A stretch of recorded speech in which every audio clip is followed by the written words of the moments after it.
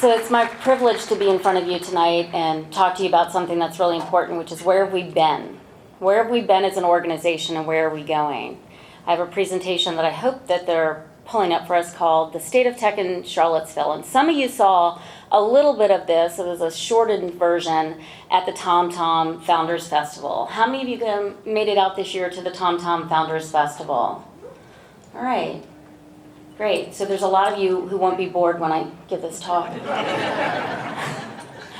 Go ahead if you would, please. So in 2005, CVIC was then known as the Virginia Piedmont Technology Council. And we held an industry future summit to talk about predictions. What is it going to look like in 20 years? In 15 years, the use of wireless tech will be fully adopted. That was a big thought at the time. And the adoption of web technologies won't even be a conversation anymore.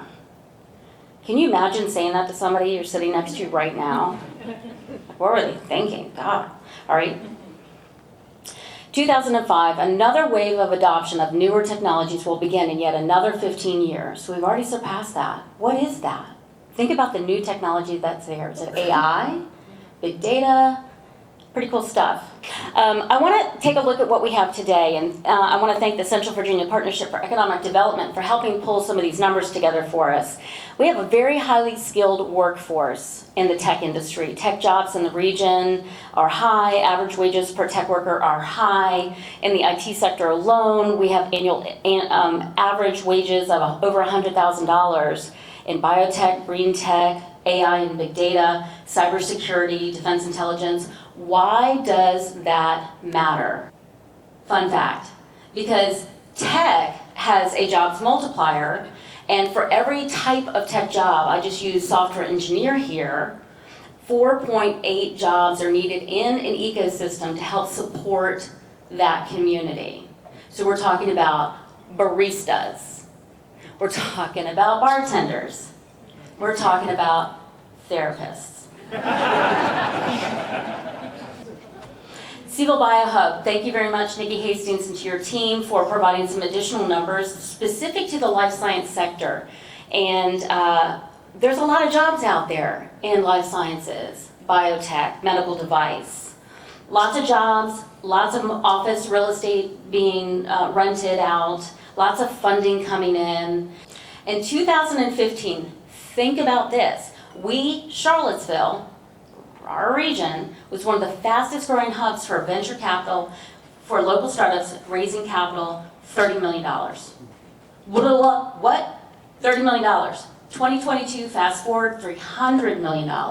Look at the growth of our ecosystem.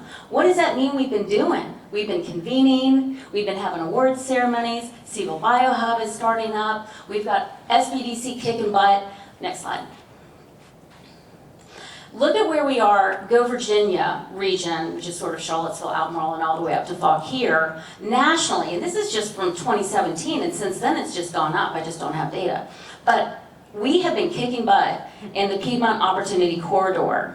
Look at that blue line, compared to Virginia as a whole and compared to the United States. We should be really proud. And Virginia still stacks up nationally in 2021. We were 13th in venture capital activity in 2021, and 14th in the United States for dollars raised, $2.48 billion. That's Virginia. This tells you a little bit about the breakdown. And then again, you see that line? Ooh. Look at 20 to 2021, all those numbers and all that money. And geographic breakdown of startups and investments in Virginia, we fall pretty much in mostly District 5. And those are some big numbers. Annual amount invested in millions, a number of companies. That's the arrow, by the way, that's what that's for. Next. And we have two very active angel groups in our region that we didn't have, that both formed in 2015. And collectively, the capital that's been invested, and not all of this is local investments, just invested locally, but these are active angel investors with the capital and the will to put towards startup companies and take that risk. And this number blew me away when I went back into my Rolodex of what's happened in terms of acquisitions in our region just in some fairly recent years. This isn't even inclusive of everything. And many of these deals don't even have numbers next to them, so they're undisclosed numbers. But if you count up, I asked Siri to do it for me.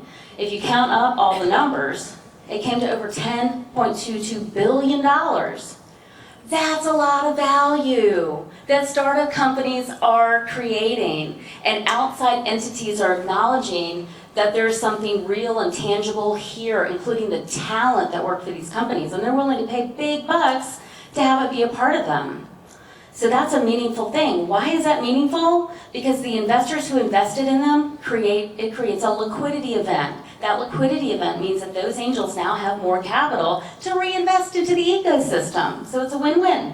We also have an abundance of resources that back in 2015 we didn't have. We didn't have a lot of this. CBIC was around, but none of these other organizations were really active. The Charlottesville Angel Network and CAB didn't come online until 2015. Nikki, when did Seville BioHub start? 2016. SBDC Central Virginia did not have Rebecca Haydock, and it's a whole new organization with her. Catalyst didn't exist. Licensing and Ventures Group was around, but different.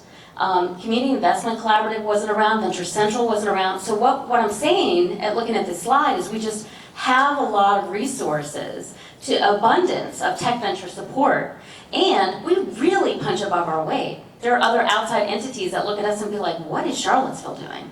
I want to remind you that there is a resource out there for absolutely everybody, 24/7 concierge, to connect with one another, and you need to take the initiative yourself to be active there, called thehubcva.org.